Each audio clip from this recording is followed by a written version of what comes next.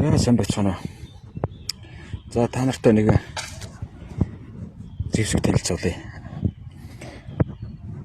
За энэ одоо дэлхийн 2 дугаар дайны үе Германы Flak 40 гээд 128 мм-ийн болчтой калибертай аграас эсрүүцэх зенитэ ийм юу юм л да. Танилцуулга байна л да энд. За тэр зенит мэн одоо энэ дэр одоо ингээд ийм хөшөө олгоод хөшөөг ийм макетер ингээд дорсол олгож одоо ингэж үлдээсэн зүйл байна. Тэгээд энэний танилцуулга нь одоо энд байна л да бас тийм. Энийг одоо та нартай ингээд хэлээ. За энэ болохоор ингээд 128 мм голж калибертай одоо ийм зенит байгаа агаас эсрэг үзэгч. За ингээд 15 м нийт урт нь 15 м гэж юм. Тэгээд их бууны урт нь бол 7.8. Тэгээд нийт чинь 27 тонн. Бууных нь жин нь болохоор юу гэж байгаа байхгүй 13 тонн. За тэгээд энэ градус одоо дээш доош одоо энэ огшооны өргөгдөх градус 87 хасах 3-аар өргөгдөх юм байна. За тэгээд эргэх хүрээ нь болохоор 360 градус эргэнэ. За тэгээд галлах хурд минут 880 сум гарна гэж байгаа байхгүй. Маш өндөр хүчин чадалтай зенит байсан байгаа байхгүй энэ. Тэгээд одоо үр дүнтэй тусгалын дээд өндөр болохоор 14,800 м гэж байгаа. 15 км-т одоо байг устгах нь шүү дээ ашигтай тусгал. За тэгээд энэ сумны жин нь болохоор одоо ийм сум байгаа тань.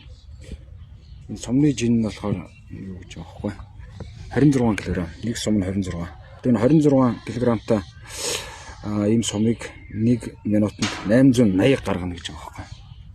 Тэгэхээр энэ бол одоо тухайн үед одоо энэ цэрэг зэвсэглэлийн одоо оргил одоо зенит агаас эсрэгч одоо оргил одоо ийм технологи байсан байгаа байхгүй. Энэ одоо Flak 40 гээд германчууд одоо ийм зүйлийг одоо хийж бүтээж дэлхийн 2 дугаар дайнд ингэж оролцож байжээ. Тэгээд энэ зүйл нь болохоор Чехийн одоо энэ Мост хотын энэ химийн үйлдвэр байсан. Энүүгээ хамгаалахын тулд одоо яг энэ Шүбенк гэдэг энэ уулын орой энэ хэсэгт одоо 200 ийм зенитийг гэж байрлуулж агаараас эсрэгцэх. Тэгээд тэр үед бол Холбоотын маш олон онгоцыг унгаж исэн. Яг 5 нь болохоор яг энэ хотынхоо яг энэ дээр нь 5 онгоцыг унгаж исэн. Тэгээд айгүй маш тийм өндөр хүчин чадалтай технологи байсан юм билээ л дээ.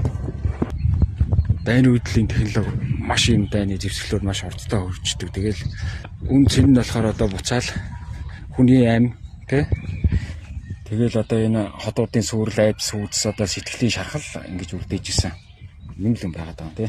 Дайн эхлэхэд хүн бүр ялагддаг гэж үгөөд. Тийм хэдийгээр одоо дэлхийн яг нэг нь ялаад нэг нь ялагдсан ч гэсэн одоо ялсан тал ч гэсэн гэж одоо тэгэл хот нь үнсэн тавраг болоод тийм ч байшин барилга нураал тэгэл мэдээж их нь хүүгээ хүлээгээл эхнэр нь нөхрөө хүлээгээл өгүүлээл алдаал гэдэг юм уу. Тэгэл эцэст одоо тэгээ дайнд ялагч гэж байхгүй. Тэгэл ерөөсөө ялсан ялагдсан хоёр талтай хоёлол тэгэл ялагдана. Бүх зүйл шархамсна. Тэ за мэдээж тэгэл одоо ялагдсан тал бол одоо мэдээж тэгээд ирээдүй алга, эдийн засаг алга тэ бүх зүйлээ л алдчихж байгаа юм л да ерэн дайнд. Тэгээд эрхэм мэдл одоо энэ эрхэм мэдл айдас шунал үзэл суртал эдийн засгийн одоо энэ хямрал одоо тэгэл хүмүүсийг ерөөсөө л ингээл бит ба тийдгээл ингээл хоёр хуваачиж байгаа. Тэгэл энэ хамгийн чухал нь болохоор хүмүүсээ ингээд айдас донд байх үедээ ерөөсөө энэ хүчтэй удирдахч одоо ингээд ийм хүчтэй айрам тий хүчтэй зэвсэг хэрэгтэй мэтэр ингээд итгэж эхэлдэг гэж байгаа байхгүй юм. Тэгэхээр яадаг вэ гэхээр одоо дэлхийн 1-р дайны дараа чинь мэдээж одоо тэр тухайн үед тэгэл ард түмэн дэлхийн 1-р дайны дараа айдас хүйдэс одоо тэгэл ядуурл өсөглөн тэ энэ бүх зүйл ингээд нөмрөөд ирэхэд яг энэ зүйл дээрээс нэг одоо жишээлбэл одоогийнхоор одоо улс төр гэх юм одоо нэг зэрэглэн нөхөр энэ дээр нь тоглолт хийгээл яг тэр итгэл найдвар нь болж гарч ирж хүмүүсийн тархийг оюун ухааныг угаагаал тэгэл юусоо өдөрдөгч болоод тэгэл дараагийнхаа дайныг ингээд эхлүүлээ явж байгаа. Тэгэл ганц хамгаалалт болоо технологи Тэ бидрийг одоо ингээд бид нар сайн зэвсэгтэй байх юм бол бид нар арт түмнийг хамгаална тэ хинээс ч яахгүй ингэж амьдрна гэдэг одоо тэр зүйл одоо байсан болохоор л одоо ийм технологиудыг хөгжүүлж дэлхийн 2 дугаар дайнаас хойш одоо хүмүүсийн дотоод сэтгэл ухамсар одоо тэр зүйлээр нэх өөрчлөгдсөн юм бол байхгүй юм байна. Зөвхөн энэ технологи л хөгжсөн юм байна. Энэ зэвсгийг одоо хүн л бүтээдэг энэ зүйлээрээ буцаад хүнийг л одоо ингэж алахын тулд тийм үстэй мэдээж сөнөөхийн тулд энэ зүйлийг хүн өөрөө бүтээсэн зүйлээрээ л өөрийгөө ингэж хөнөөгд байгаа байхгүй. Хүчтэй зэвсэг бол одоо ингээд зөвхөн одоо ингээд айран биш те.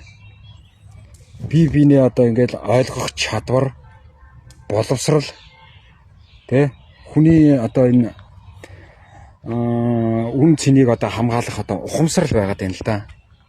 Тэ ухамсар бид нар одоо ухамсараараа одоо амьдрах хэрэгтэй байна.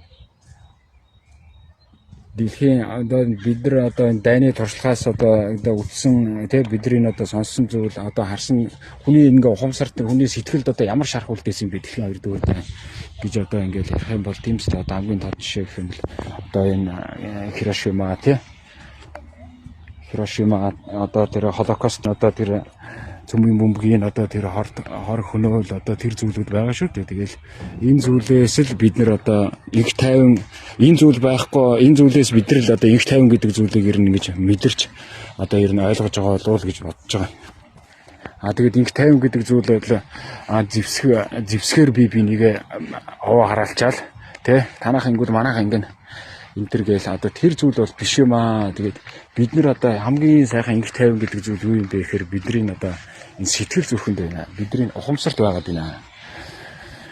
Ийм бидний ухамсараа бид нар одоо ингэж боловсрох хэрэгтэй байна. Боловсрал чухал байна. Тэ мэдлэг чухал байна.